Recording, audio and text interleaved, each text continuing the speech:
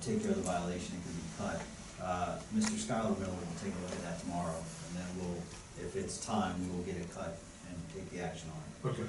I'm not really so worried about the grass and stuff. I'm with you. The trees are the trees. No question. Two of them present a good danger to my house. Okay. If they come down. Okay. I contacted my insurance company and they said, well, they'll make me whole if something happens.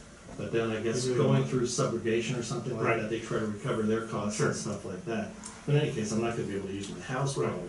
I think we need to try to figure out how to avoid that. So, as long as, I mean, we get this legal process that says they have X amount of days to appeal. And so if we're through that process, then I think we should go forward and go ahead and start. Does that like apply to the trees or the building?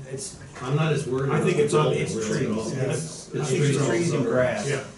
The building is, I believe Trish is waiting on an environmental report, because they found some type of chemical down in the basement that we can't. We have those results back.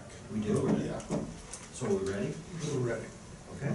Yeah, the house does not really present an emergency to me. Yeah, I get this, I get that situation. So as long as that process goes through and we have our, is it 30 days, Greg? It's 30 days. Yeah, Okay. so we get through the 30 days, we can send crews over there to get it taken down, put it on the tax bill. Okay, that'd be Lean great. against the problem. How close are Hope for no you? wind between now I and think Yeah, you're right. Keep it if I'm not mistaken, that was passed at the last Thursday meeting, if I'm not mistaken. It was. Or within a day or two, so. Yeah. Oh, good. Mr. Great. Schuyler will look at that tomorrow. Yeah, I would suggest too, I was gonna say, will you leave your contact information with Mr. Schuyler Miller so that he At can? the end of the meeting, give it to you. Yep. Okay. I'll just give you my card. Okay. Perfect. Yeah, Sounds that's great. All right. We'll be on, Appreciate it. we'll be on top of that. It's just, we have to go through the process, the Gotcha. legal process like everything else, so. Yeah. Understand. But hopefully there'll be no more wind until we can get those things done. I really do hope for that, yes. Thanks for coming. Thank you.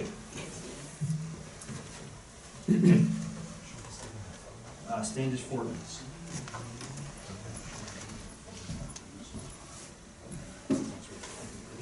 Standish Fortin, 12137 Macaulay Road, up in the northern part. Mr. Wade, I'm wondering if you were that tie in support of the Buckeyes. And they were, It's my Christmas time. okay, I understand. I didn't know if you lost a bet. I just had to ask. But Denny, thank you for your service.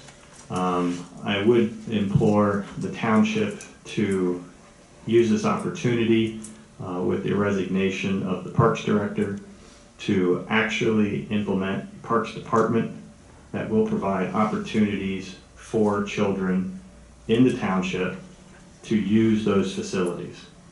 I know that it appears, based upon all my public records requests, that the parks of Sycamore Township are not necessarily maintained, created, designed, or funded for the residents of Sycamore Township. I hope that that will change. I've got 3 little ones now. We're not far from a couple of them. And I have seen some improvements at the High Point Park, which I'm a little confused about. I'm glad to see. But in all the parks meetings that I attended, which I think there were 2 in 2019, according to the budget, there were to be no improvements at the High Point Park. However, there were improvements done at High Point Park. Can anyone shed any light on that? I cannot. I don't know what improvements you're talking about. Okay. What was done? It appears there was some equipment put in. That I'm aware of. Okay. All right. I was up there a few weeks ago, and there were probably 12 younger boys out there, age 14 to 18, at dusk, could barely see the hoops, playing on pavement that's got cracks in it, not getting into trouble, and they couldn't see. It's kind of sad because they had to leave and they're playing in the dark. Who knows what could happen? So I hope that High Point is an area that the township will actually allocate some dollars to maybe put some motion lights out there so that the kids can actually play in the park. Thank you. All our parks close at dusk. Just a thought. Thank you. Good. Next. John Abraham.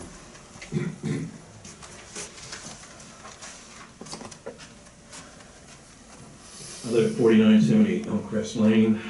I have a few comments about the last meeting. I listened to the audio, Jim, traveling on business, so that video thing's probably overblown. Go with audio because you're a radio man. So it was kind of fun to listen in the car. There was an excellent discussions on the pros and cons of TIP versus other forms of public works financing.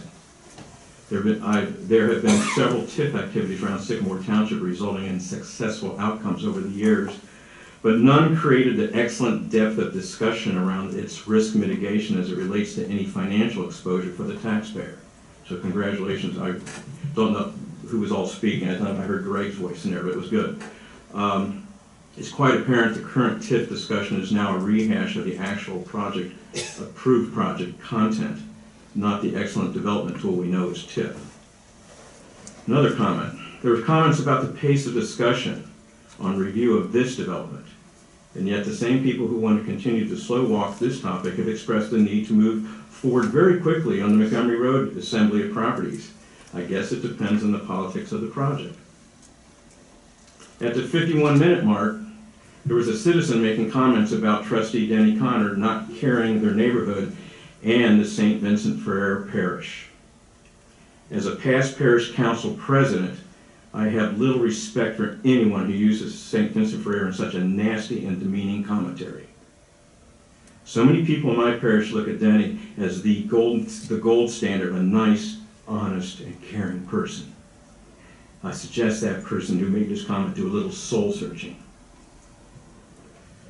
Lastly, I get one vote in an election. Each person up front gets one vote. Each person in the audience gets one vote. No one here gets a half a vote. No one here gets 1.5 votes. Denny was placed in his current term of office by voters in the previous election, each person with one vote to fulfill his lawful duties. To try to intimidate him to abdicate is an affront to democracy and the rule of law. Telling him to do such is an effort to cut my vote. I hardly believe any other of the current trustees encouraging to do this, as well as incoming trustees, would sign a pledge tonight to leave office on the day after losing an election next time, therefore cutting short their own term of office. Don't be cutting my vote short. Thank you. Thank you. Doug McGrew.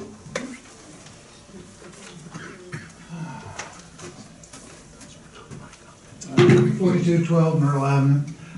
Just wanted to check, what was the status of the hazardous property that was down the street that he cleaned up some of the vines off the power lines, but still the brushing and everything has been overcome. It's on Myrtle. Myrtle and Beach. Kumberger house, yeah, that's the one everybody knows. I don't have an answer. I'd have to look that one up. I think they got rid of the 2 cars in the driveway, correct? No, there's still the cars in the driveway and all the vehicles in the backyard, and there's a bus in the backyard. Vehicles in the backyard. Scott, you might want to take a look at this. I will. But they did put some kills or something on the vines that were Yes. cumbering, but it's still, the bushes are still climbing back up on the power lines and everything again. And maybe someone could explain what's the whole process to go through to have it declared a nuisance property. Might help the other township residents understand it too. So I just quizzed Kevin about that today, about that property, and he told me that those 2 cars are now gone on the driveway, and the ones they're driving, they park still on the street, is that right? There's 2 on the street and 2 in the driveway. Okay, he told me those were gone, he just recently checked because we had a complaint that one of them was leaking a lot of oil. He might have got another one. He rotates them around through there pretty So that's quick. possible.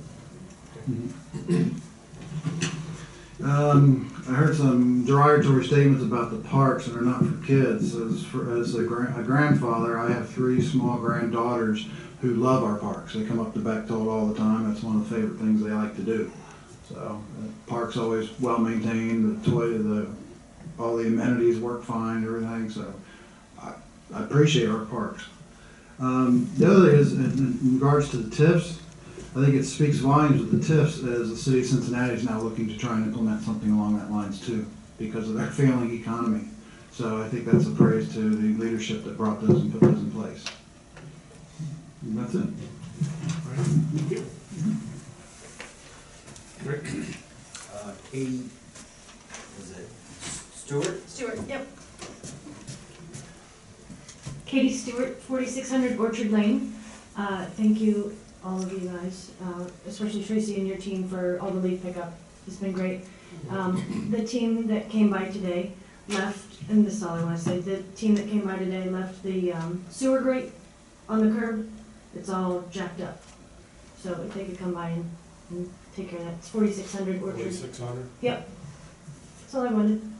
Great, thank you. You could have called me for that. Great. That's it. That's it, okay. Next item on the agenda is Sheriff Patrol Report. Good evening, everyone. Good evening, board. Hope everyone had a nice Thanksgiving. I don't have a lot tonight. I'll try to keep it brief. Our November statistics are coming in, and one noticeable or one interesting point about our stats is in several of our major categories, our police statistics are running parallel and very closely with the stats from 2018. The two primary categories are our calls for service, our dispatched calls, radio runs, and then our the self-initiated activity performed by our deputies. It's going to be interesting to see what November and December reveal, because we're on track to closely mirror 2018 numbers. So basically, in a nutshell, in terms of police activity in the township, we're very consistent. We're all set for Luminaria this weekend. We've got 3 deputies participating, led by Corporal Eric Kidd. Eric will be accompanied by 2 special deputies who will be volunteering their time. Eric arranged a trade day, so there won't be any added overtime costs or anything like that, which is always a good thing. You'll see some enhanced uniform presence at the mall this holiday season. Our normal holiday patrols have started, they've commenced, and then we have an off-duty security detail at that mall. If you visit the town center, you will see a lot more deputies in a lot more places within the facility. We hope to avoid some things that have occurred in the past. That's the primary reason for this. But there will definitely be an enhanced presence in and around the mall. And in terms of shopping, I want to please remind our residents, if you're out Christmas shopping, please tell your friends and neighbors or visitors to the township. We'd like people to take every action or step possible to safeguard their belongings. If they're shopping and they're running, putting items in their cars, please lock up your vehicles. If you have a storage compartment, a console, or if you can lock items in the trunk, please do that. You've heard me say many times before that a lot of the hardcore felony, high-level index crime, those things are very infrequent. Those stats are pretty low in Sycamore Township. But one thing that we encounter all the time is theft. Many types of theft: employee theft, shoplifting. But another category is theft from vehicles. Thefts from motor vehicles in a parking lot or on the street, they're much, much, much easier to prevent than they are to solve. If we have a shoplifting incident, we may have surveillance video, we may have witnesses in a crowded store, we may have loss prevention officers in place, but thefts from motor vehicles are incredibly hard to deal with. I was just speaking with Doug a moment ago. One example, in the Dillonville area in the late summer, one morning we had 8 vehicles broken into. 7 of the 8 were unlocked. So it's in many ways a crime of opportunity. People may walk past a car, see something, and think, well, I've just got to have that.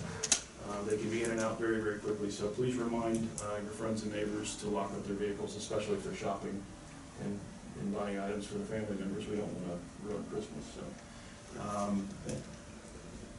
Any comments from anyone about the roundabout? I'm a big fan from a traffic safety standpoint. I've not received any complaints at the sheriff's office. Are they going to put a camera up there? I don't have any input or knowledge of that. A camera to view that? To view when these accidents happen. There was a lady today that was coming around and made a hard left and came around, so. I'm not aware of any initiative for a camera. Greg, do you? I don't have an answer for you tonight. Sir? They need more signs. I believe in the entire circle there's only one that says yield to vehicles already in the circle. And I've used it many times since then and no one observes that. it's gonna take some getting used to. You know, areas to the north, areas in northern Ohio, roundabouts are used, you know, very commonly. It's just simply, there's gonna be some growing pains. The simplest way to put it is the person in the circle has the right of way. But from a traffic standpoint, it all but eliminates angle collisions. I know that intersection is not a true perpendicular, it's configured a little differently, but from a traffic standpoint, it virtually eliminates angle collisions, and it greatly reduces right-of-way issues. It's just gonna take some time. As far as signs, Mr. Kellums, do you have any input there? I'll check into it. I mean, it's engineered, they're to the ODOT standards, so we'll check. See what Thank can be done. That's all I have. Okay, Thank you. any questions for the board? Chief, EMS Fire. The fire department is teaming up with March 1st Brewery this year for the Toys for Tots. March 1st is a Toys for Tot. They're part of that program, so we're teaming up with them. Toys can be dropped off at the station or at March 1st. And together we'll work on dispersing the toys to the families that need it. The other thing is we're still training in the houses. I know a lot of mutual aid departments been training in it. Cincinnati's been training, mostly dogs going in there, they're doing search and that sort of thing. So been getting some good use out of it. Had a heavy PR couple weeks with public relations. Mike Kramer has done a few classes. He did some first aid classes up at Kids First and 511 store. They did a CPR class for the whole store. And Jewish Hospital, he did a class with the nurses on the Lucas devices that we have. If you remember, the Lucas devices are the manual CPR things. So they did a class on that. So, and then he also did a CPR class for Northern Kentucky University, which is kind of our league, but our name's out there. That's great. So that's all I have. Monthly report, I just emailed it to you about an hour ago. So Okay, great. Thank you. Any questions? Recreation report, you want to take that, Greg? I have nothing to add from Mr. McEwen. Maintenance report, Mr. Kellums. Just a couple things. We're starting to try to get a hold of all the right-of-way and the easements on Cougar Mill. The letter will be going out from our consultant to all the residents who live on Cougar Mill in the next week or so. And then they'll be trying to contact all of them for that, so we can move forward with that project. Other than that, all I have is I received an agreement back for the construction engineer material testing from ODOT. I talked to you about this a couple weeks ago. Prime AE was who was selected as a consultant through the RFQ process. So just ODOT returned this as an approved contract. And so just wanted a motion for Mr. Miller to prepare a resolution. I'll make that motion to direct Mr. Miller. Motion is second. Any further discussion? Mr. Porter. Mr. LaBarber? Aye. Mr. Connor? Aye. Mr. Weedman? Aye. That's all I have, except Lumen area. 6 to 8 Saturday night. State, that'd be great. Park. Any questions for Mr. Phillips? Blood record report, Mr. Miller. I don't have any report, but this being my last evening meeting, I just wanted to thank the board and staff and everyone. This is a great place to work and work with. I've made a lot of good friends, both on the staff and out in the various audiences. This is my 30th year here, finishing up. So actually in 1990, I was the fiscal officer and then became the law director in 91. So I think I've been here longer than everybody except one person. So anyway, I appreciate all the support. I think you're going to be, I'm confident that you're in very good hands with Mr. Desai taking over the position. And finally, I'd like to thank my wife, the lovely colleague sitting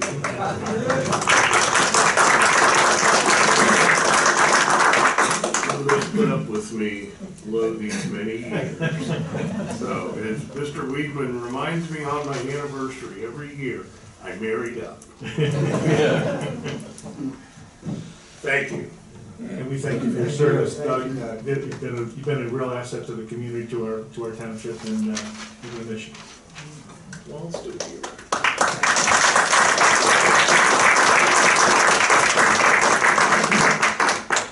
Administrator report, Mr. Bickford. I just have three items to sign. Number one, thank Mr. Miller. A lot of battles over the years. We won most of them. Lost a couple. Thank Mr. Connor, been great. So that's enough of that.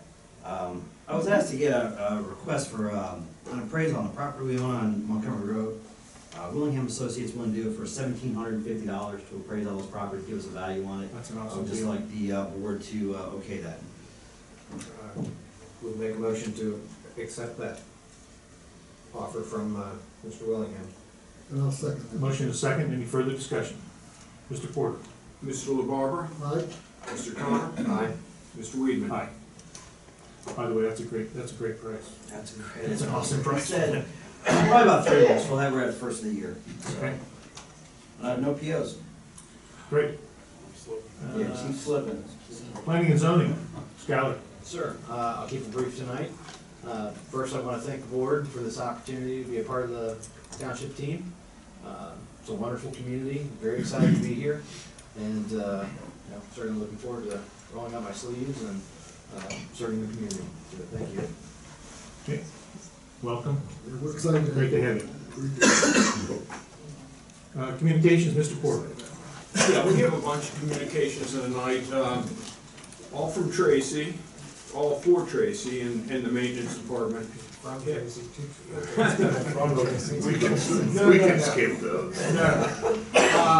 My neighbor Tom McKee on Euclid Road thanked the maintenance department for picking up a lot of brush that he had. I saw them, they did do a good job. Then I have from Don Borish thanking the maintenance department for their great work on picking up leaves. Have communication from Liz Goodrich on Kennedy Lane. Very happy to have the sidewalk there. And then several other comments on thanking the maintenance department for leaf pickup. So they're here and available for your review if you'd like to read the entire communication. Okay, thank you. There's no old business. We have new business, zoning case 2019-18Z. Do we have a motion? I would like to make a motion to direct the law director to prepare a resolution approving the application. With the zoning commission recommendations, the one place that was in question had to do with access to Sullivan Road. And I would like to suggest that we approve full access in, right turn only out on Sullivan Road. Okay, we have a motion. Do we have a second? We do. Motion is second. Any further discussion? I just want to say to Scott that you guys do a great job. You know, you're in the township, you're in Sanders next to us, and your properties always look great. So we're great to work with. Yeah, so we appreciate you in the community for sure. Mr. Porter. Mr. LaBarber, Aye. Mr. Connor, Aye. Mr. Weedman. Aye. Okay, next item is contract with third-party administrator. I think you have a bunch of Yeah, resolutions. these are all our typical year-end resolutions that we do each year, so I will just zip through them. I have a resolution approving a contract for a third-party administrator and a health reimbursement arrangement plan and dispensing with the second reading. Motion. Second. Motion is second. Any further discussion? Mr. Porter. Mr. LaBarber, Aye. Mr. Connor, Aye. Mr. Weedman. Aye.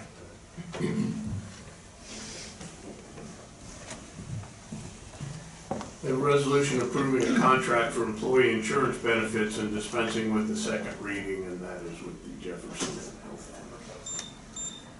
Fund. Motion. Second. Motion is second. Any further discussion? Mr. Porter. Mr. LaBarber, Aye. Mr. Connor? Aye. Mr. Weedman? Aye.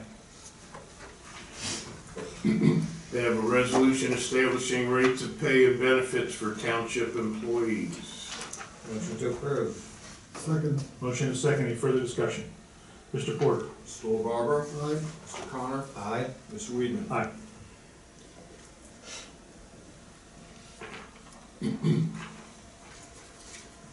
They have a resolution requesting the county auditor to make advance payments of taxes and dispensing with the second reading.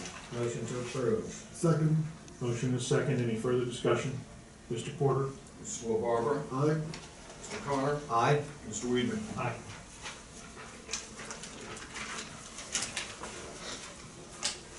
I have a resolution setting the township fiscal officer's salary and benefits and dispensing with the second reading. Motion. Second. Any further discussion? Mr. Porter? Mr. Barber? Aye. Mr. Connor? Aye. Mr. Weedman? Aye. And those and the trustees' salary and benefits are actually set by statute. This is just reaffirming those amounts. A resolution establishing a mileage allowance for township employees, providing for reimbursement expenses and dispensing with the second reading. Motion to approve. Second. Motion is second. Any further discussion? Mr. Porter? Mr. Barber? Aye. Mr. Connor? Aye.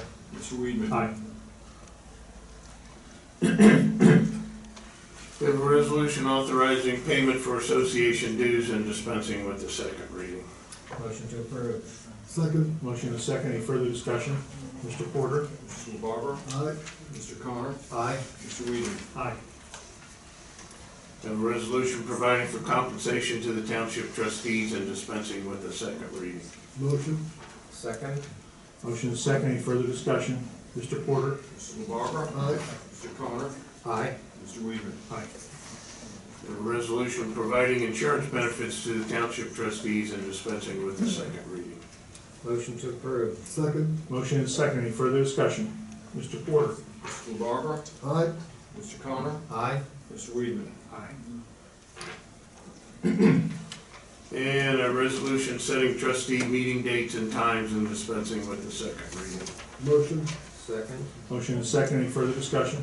Mr. Porter? Mr. Barber? Aye. Mr. Connor? Aye. Mr. Weedman? Aye.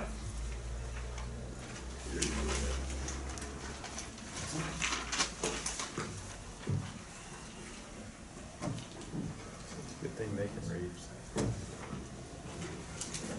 I know. Got that. Okay. Next item on the agenda is trustee comments.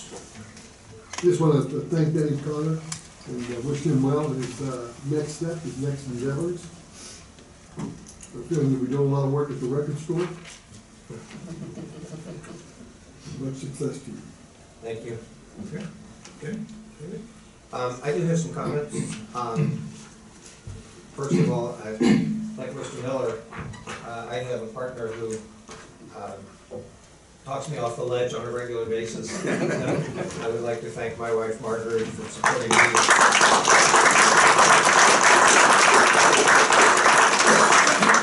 And although we still have one more workshop scheduled for December 17th, this will be my last trustee meeting. So it does seem appropriate to make some final comments before leaving office at the end of this year. The past 8 years and 9 months have been quite an adventure. Perhaps the most surprising part of the adventure was to hear that a total of 8 years and 9 months in office was portrayed as a negative and a reason to vote against me. But I guess that also represents the one thing I will not miss, the negativity and ugliness of the political environment. Since taking office, I've done everything in my power to focus on the positives, the good things that I and the Board of Trustees have accomplished to make this township such a great place to live and work. Too many times, positives have been spun as negatives. Too many times, people can't just agree to disagree, they have to respond with anger and personal attack. And the word compromise doesn't seem to have a place in government anymore. That's not the way I look at life, so I will definitely not miss the stressful and hurtful world of politics. On the other hand, there are plenty of things that I will miss. First and foremost, I will miss the privilege of representing the people of Sycamore Township. I will miss their encouragement and their gratitude. On election day, many people came up to me and said, You helped me when I had an issue, so I'm voting for you. I'll remember those kind words and feel that I got at least some of this job right. I will also miss the great staff members who actually get the work done, who make the trustees look good to the residents. I need to say thank you publicly for their support and their friendship. To Doug Miller, our retiring law director, and to Deepak Desai, his replacement, thank you for explaining the complexities of legislation and helping me to better understand my role as a trustee. To Fire Chief Rob Penny and his outstanding fire and EMS personnel, thank you for your dedication to your jobs and to our residents. You have never let us down. To Lieutenant Torrey Smith and the tremendous Sheriff's Department personnel, thank you for keeping us safe. You have a challenging job and you handle it with courage and grace. To Mike McEwen, our Parks and Recreation Director, who is also retiring, and my friend since first grade, thank you for 27 successful, entertaining, and community-building festivals in Sycamore, not to mention your work on Luminaria, the car shows, and the everyday activities in our parks. It's a thankless job, but you filled it admirably. To Tracy Kellums and your unbelievably dedicated team, thank you for making our services the envy of every community in this county. The most frequent question I get from you and your staff is, what else can I do? And it shows in your work every day. To Greg Bickford and all the administrative team in the office, thank you for your patience and your professionalism. You are very often the face of the township to our residents, and you handle every situation with a timely response, with courtesy, and with respect. Thank you to Rob Porter, our fiscal officer, and my weekend warrior companion on the campaign trail. I'm glad one of us was successful, and as a resident, I feel a sense of security knowing that you were watching over our tax dollars. Thank you to Tom Weedman, my fellow trustee and friend, who supported me when I was asked to fill an expiring term in 2011, and every day since. You've helped me learn how to make decisions that will benefit the entire township, both today and in the future. Most importantly, thank you to the residents of Sycamore Township for allowing me the privilege of serving you for the past 8 years and 9 months. As I've said many times before, I've tried my best to listen to all sides and then make decisions that are in the best interests of all 20,000 of our residents, as well as the business community that helps us fund the excellent services that we offer. The residents have voted for a change, so change they will get. But here's something they won't get. They won't get anyone who will work harder or care more than I have during my term as a Sycamore Township trustee. I leave this office with a clear conscience, knowing that I acted at all times with integrity, openness, and transparency. I have no regrets for any decisions I've made. And I believe Sycamore Township is a better place than it was when I took office in 2011. I'm pleased with whatever role I might have played in our growth, and I wish nothing but prosperity and success for our township in the future. Thank you all for making this such an unforgettable experience.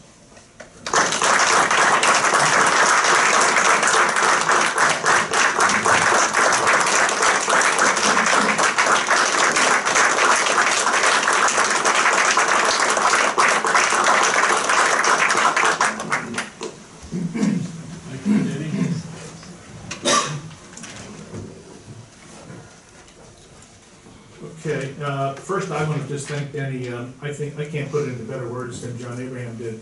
Denny is the gold standard. Denny is the gold standard as a trustee and as a person. He cares a lot about the community, and we're going to really miss him a lot. So he did an excellent job, and I really appreciate all your hard work, and so thank you.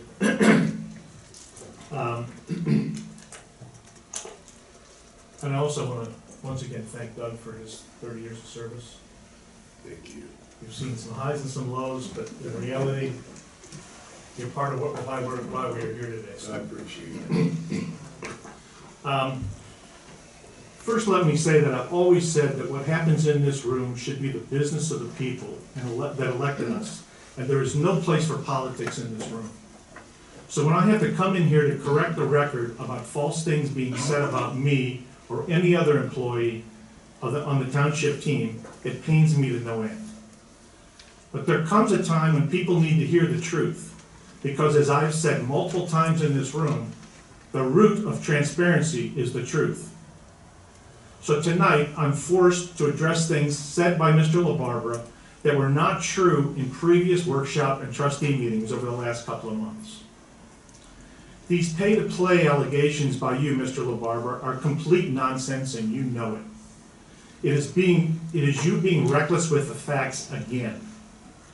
As was stated in the past responses to your ridiculous allegations, I contacted the Ohio Ethics Commission at the request of a resident to determine if there was any reason for me to recuse myself on the CIG case because of a contribution from the developer dated 2 weeks prior to the election.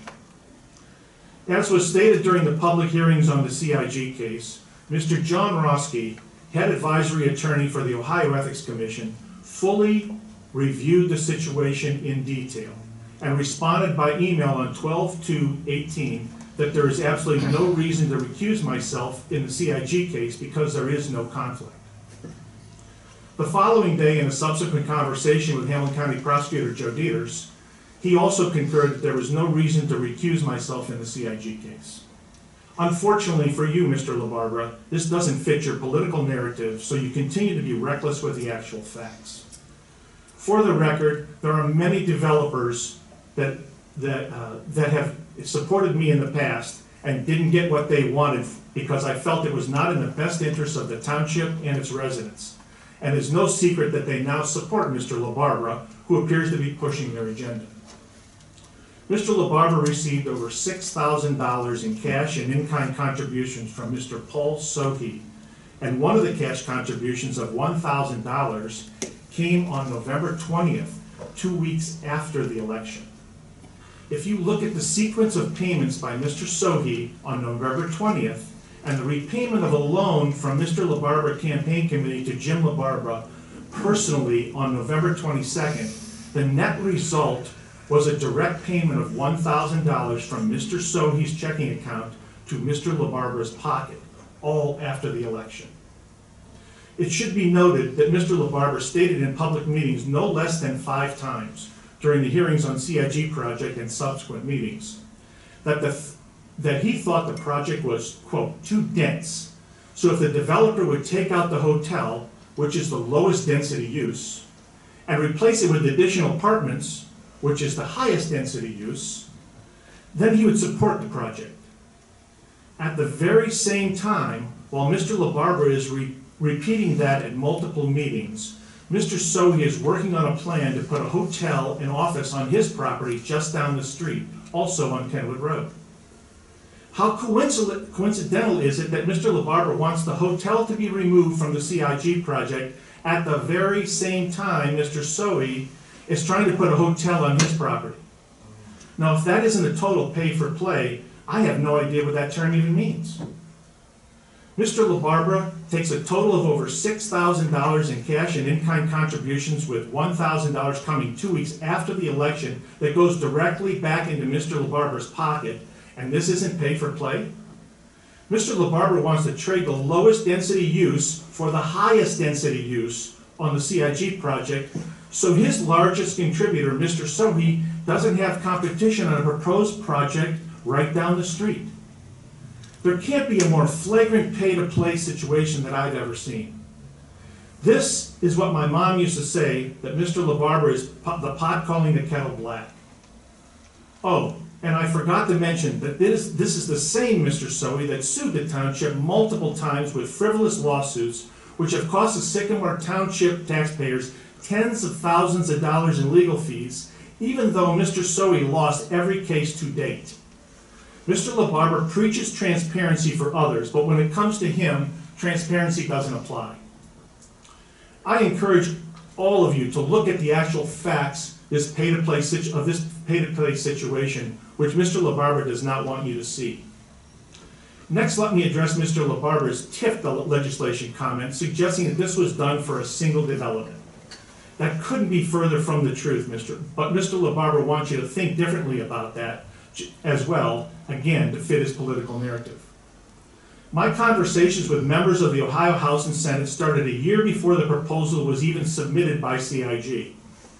It was a concern brought to me by members of the Hamilton County Township Association, of which I am president. It is extremely important to understand that the minority in this country does not and should not override the majority. Counties, cities, and villages are ruled by majority in TIF legislation, and the only government entity in the state of Ohio that was not was townships. I worked with elected officials in Columbus for over a year to fix the inequity for townships long before there was a CIG proposal, and certainly well before Mr. LaBarbera stated his opposition to TIF for that project. Now, the only thing I will add to that, outside of my comments, are that when I was asked about this in a meeting, as it related to TIF legislation in the budget bill, I said I had no idea what this, Mr. James, I think, asked the question. I had no idea what he was talking about, because at the time there was no TIF legislation in the House bill. In fact, it wasn't even in the Senate bill, but it ended up showing up there in reconciliation. My pitch to both the state reps and the state senators was to have a standalone bill heard in the local government committee, of which they did not do. They chose to do it a different way, but that's something that if anybody has a problem with needs to take up with your legislator and not me, because I had nothing to do with that. I should note that the only trustee in the entire county that has brought to my attention that they oppose majority rule in favor of minority rule is you, Mr. LaBarbera. I think there is something totally un-American about that. The last thing that I need to address this evening is the bullying by Mr. LaBarbera of our employees. He continues to violate their First Amendment rights by intimidation and outright bullying. No less than 5 times in the last 2 years, Mr. LaBarbera has suggested in public meetings that he wants to develop a rule for our township employees that they cannot work for a candidate of their choice on their own free time. This is America, Mr. LaBarbera. You have been told at least 5 times in public meetings by our law director that you cannot abridge the First Amendment rights of our employees because they choose to work for your opponent or somebody else you do not support. You don't and you shouldn't have any control over what our employees do in their free time when they are off work. I was told by an observer at the polls that you approached one of our employees in a very intimidating way, suggesting they might be on the clock while working for Mr. Connor, whom you did not support, when you certainly knew that wasn't the case. Then, only hours after the election was over, you cornered an employee right here in this building and were shaking your finger in their face, telling them that quote, "We're going to have a conversation about this real soon," end of quote. It seemed that you were referring to something about a Republican Club Facebook page that you didn't like what was written on it, even though the employee had nothing to do with what gets posted on that page. What you didn't know was that I was in the hallway behind you and saw the whole thing happen. There was also another employee who was standing there, and we both slipped back into the office. They said to me, "Did you see that?" And I responded that I did. They walked away just shaking their head. Right after the election, I was in the office and I overheard 2 employees discussing a request from you that they needed to put a list together of all the employees that took election day off. This request just says it all. Just another attempt to bully and intimidate our employees that do not support you or a candidate you support. This is America, Mr. LaBarbera. You have no right to bully these people for exercising their First Amendment rights under the Constitution. I can tell you that there is not one judge in this county, either Republican or Democrat, that has any sense of humor about anyone violating a person's First Amendment rights. If you continue to bully our employees on this, you are subjecting the township and the township residents to serious financial exposure and liability.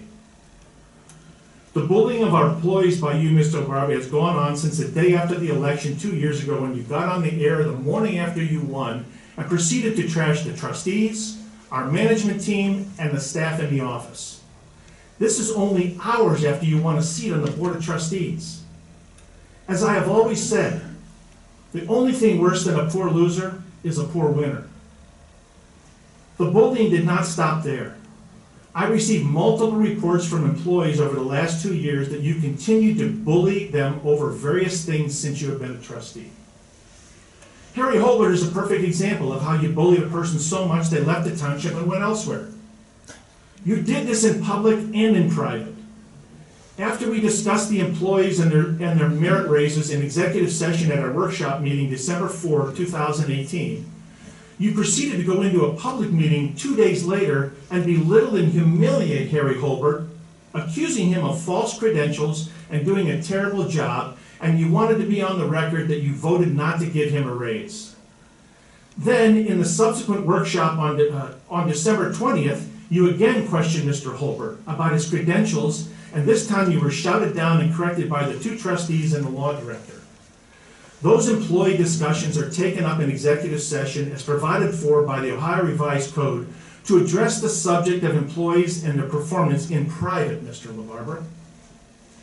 Is this bullying any way anyone would want their son or daughter, their wife or husband, their mother or father to be treated in the workplace?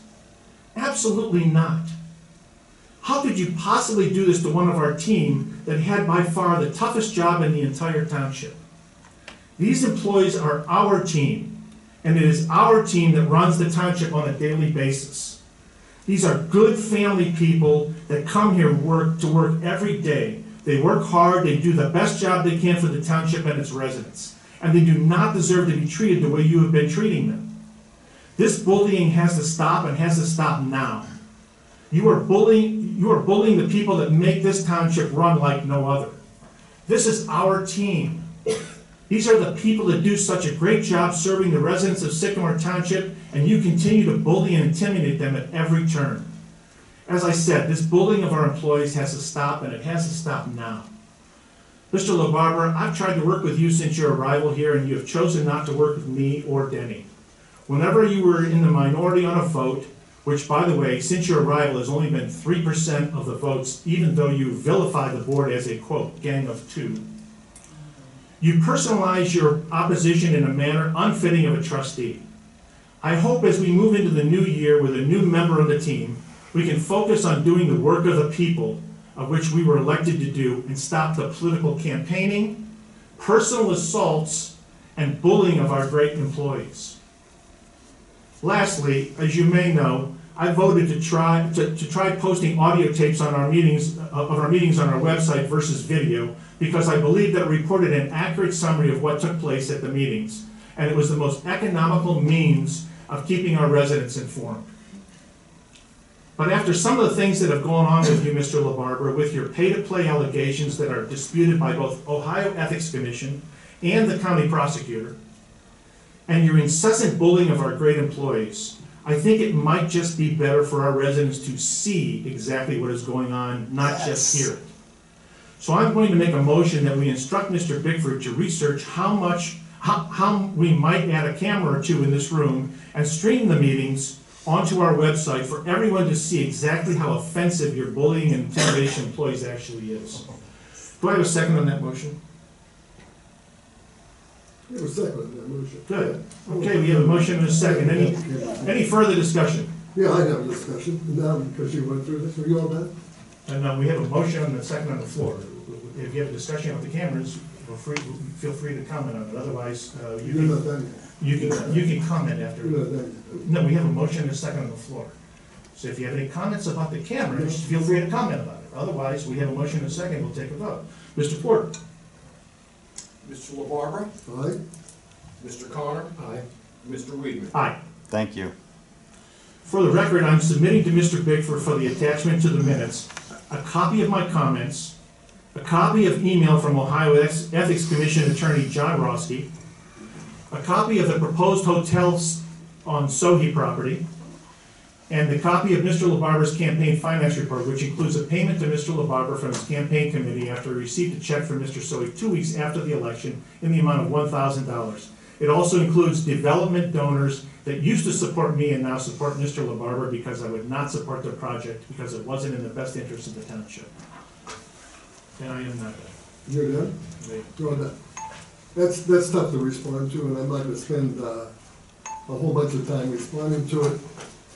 This reminds me of the first meeting of the year when you took over as president, and you held an inquisition here and went straight down the line to a point to everybody that was sitting up here, Kellums, and about something was said in the meeting, and there happened to be the wrong meeting. And you have that wrong. The $10,000, just so everybody knows, the pay-to-play allegation was written about in the Inquirer on the front page story. It was 2 weeks before the election on a project that you knew was coming up in the first quarter. That was coming up immediately after the election. And it was in a hidden LLC called Carriage Empire 2 that a resident brought up. That's where it came out in a public meeting with Capital Investment. Now, you're not up to date on what's been going on with Capital and me.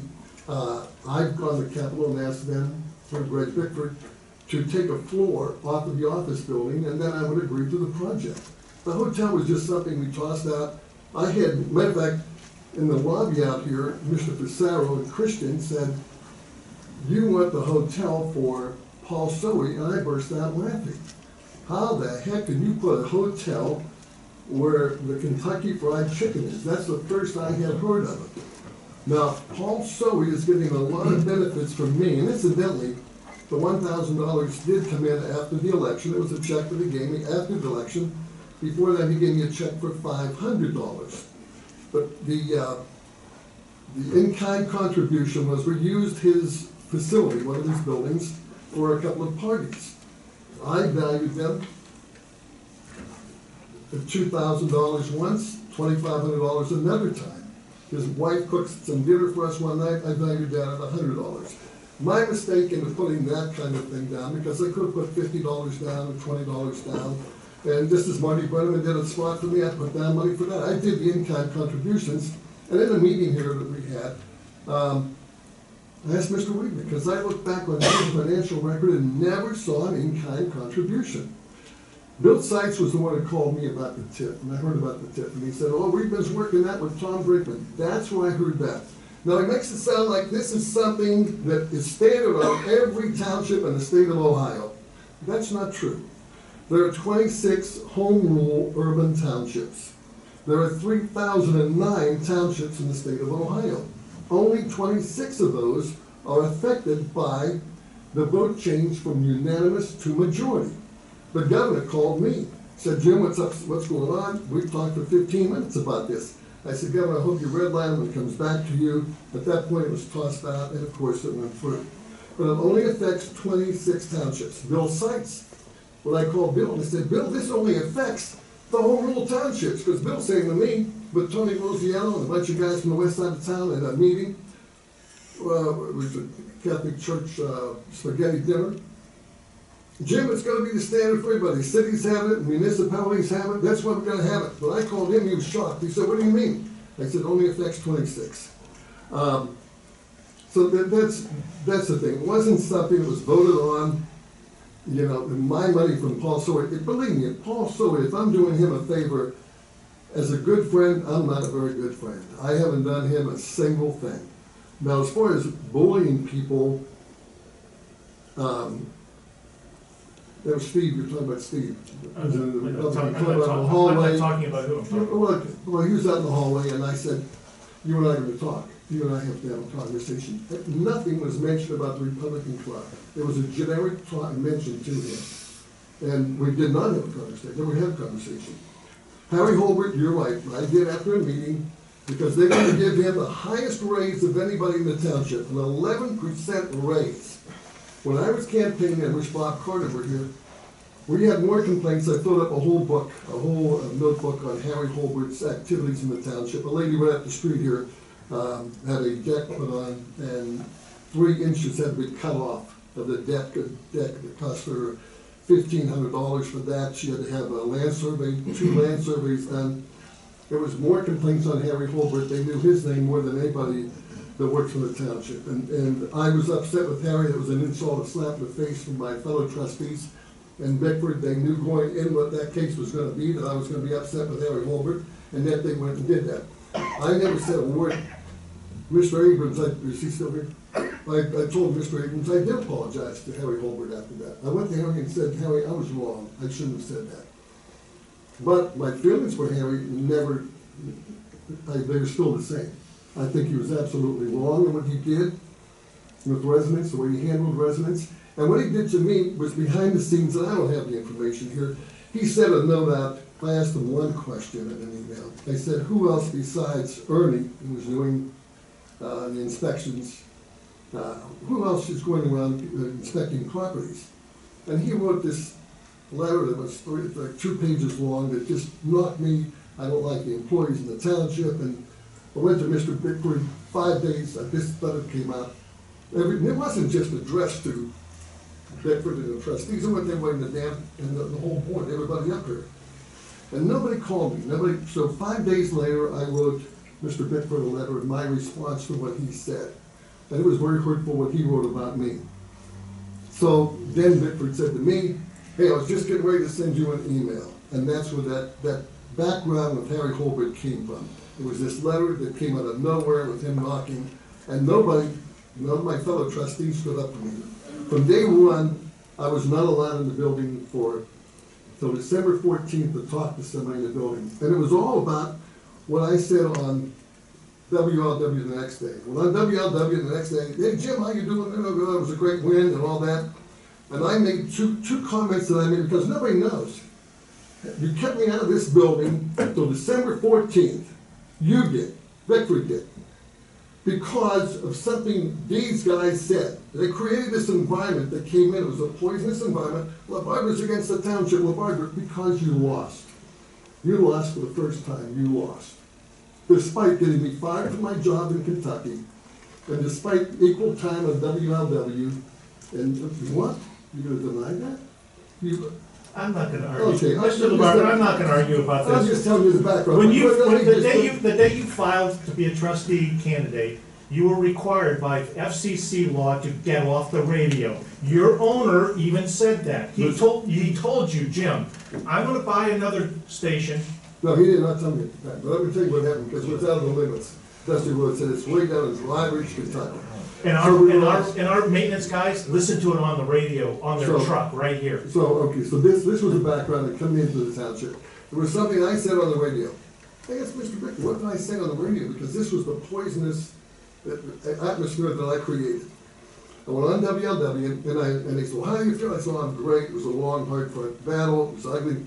And I said, one thing that they don't have to worry about, I talked to Jim Neal, the sheriff, and we're not going to have, when you have a citation, there was a thing in Cincinnati, in Sycamore Township, if you had mulch delivered to your house or stones, and you had something that went on the road, then you would be fined, and you have a citation. And a Hamilton County sheriff would knock on the door and hand you a citation.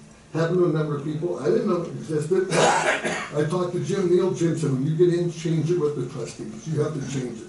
He said, we don't want to do this. We talked for over an hour downtown. So I said, that's going to change. And then I also said, I mentioned that the zoning situation is pretty ugly there. We're going to change that. It's going to be a friendly atmosphere. It was on the basis of that everything was poisoned. So these guys come in all upset, and everybody was upset with Jim LaBarbera, not allowed in the building. Tom James, one of course, is allowed in the building, and it's a different atmosphere now. But that's a little background on that. And the pay for play, I absolutely believe it's pay for play. And the numbers 5,000, Kubicki, 500, just do the arithmetic, pull up the financial reports. Can we move on with our agenda? No, wait a second, he talked for 20 minutes about me, and I'm just saying that. Mr. LaBarbera, the only reason I even mentioned anything tonight is because two of the last three meetings, you tore me apart, and I said absolutely nothing. I sat here quietly, and I let you do whatever you wanted to do. And Mr. James, you were at all three of those meetings, so I know you know. All I was doing was replying to the things that you said that were not true. I have. No, you didn't. No, you didn't. No, wait a second. You just got done saying how I bullied the people who work in the town. That's correct. I did that because that's exactly what happened. I witnessed it in the hallway. I wasn't bullying the guy. Okay. I wasn't bullying the guy. I have everything here. Anybody wants to see any of this, feel free. It'll be a part of the public record. There is everything in here, including the maps, the diagram for the Sohe property that goes into the Kenwood shopping center behind him as well. You'll see all of it right here, it's all right here, and you feel free to look at it, but, And when you talk about a bully, that you just reverse the whole thing.